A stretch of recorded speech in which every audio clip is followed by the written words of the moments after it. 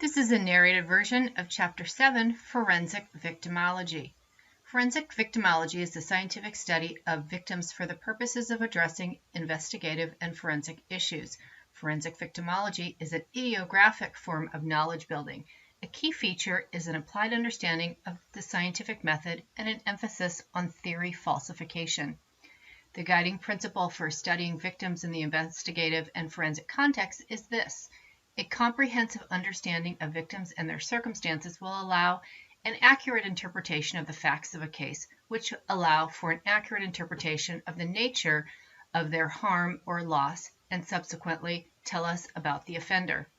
Victim background and history includes a complete picture of the victim history, which is required. Each victim is different, each case is different, and therefore less victim history is not better. Avoiding logical fallacy. The propensity to assume that everything found in a crime scene or in relation to a crime must somehow be related is a logical fallacy, referred to as post hoc, ergo propter hoc. Collecting history from the complainant as an collateral sources is necessary to ensure that the most complete and accurate information is relied upon. The goals of forensic victimology include assist in understanding elements of the crime, assist in developing a timeline, define the suspect pool, provide investigative suggestions, assist with crime reconstruction, assist with contextualizing allegations of victimization, assist with the development of offender modus operandi, also called MO, assist with the development of offender signature, assist with establishing the offender's exposure level, assist with case linkage, assist with public safety response, reduce victim defecation and vilification, help establish the nature of the victim's exposure to harm or loss. Victim exposure analysis. Victim exposure refers to the amount of contact or vulnerability to harmful elements experienced by the victim. This differs from victim risk, which is the possibility of suffering harm or loss. Victim exposure can be categorized in terms of lifestyle exposure and situational or incident exposure. Lifestyle exposure.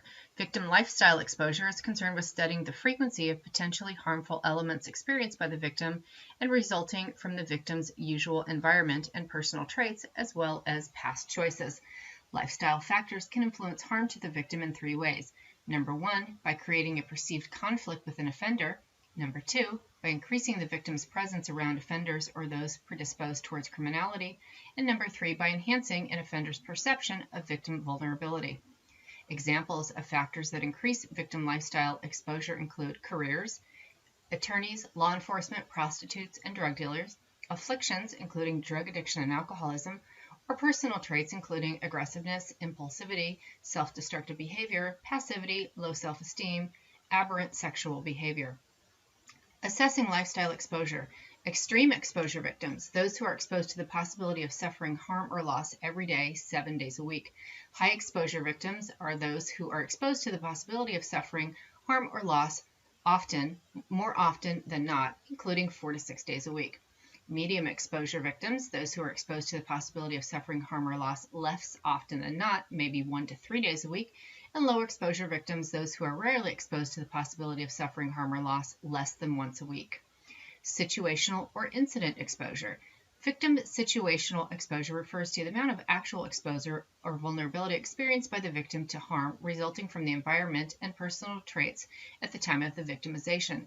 Examples of situational factors include time and location of occurrence, drug and alcohol use, proximity to criminal activity, number of potential victims, and availability of weapons. Assessing situational exposure. High exposure victims, those who are exposed to harm or loss immediately prior to victimization. Medium exposure victims, those who are vulnerable to harm or loss immediately prior to victimization. And lower exposure victims, those who are exposed to little contact or vulnerability to harm or loss prior to victimization.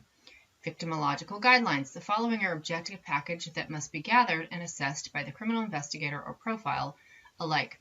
Includes personal package, digital package, residence package, relationship package, employment package, financial package, medical package, and court package.